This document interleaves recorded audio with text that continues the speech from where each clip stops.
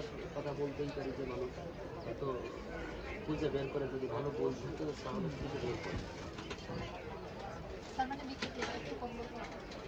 একটু একটু কম তুলনামূলক অনেক কম বলতে পাঠক মানুষ তো কম আছে। পুরো মেলার সার্বিক মেলাটাই কিন্তু খারাপ। মেলাই খারাপ।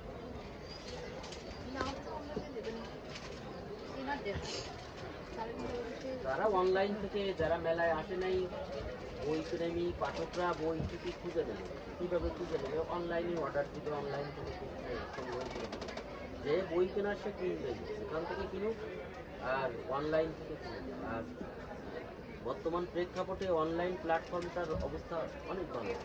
ওইটা একটা বড় সেক্ষেত্রে বইয়ের দোকান আস্তে আস্তে উঠে যাওয়ার সম্ভাবনা বেশি। আমি যা দেখি অনলাইন আপনার ই কমার্সটাই এখন একটু শক্তিমান হয়ে ওঠে।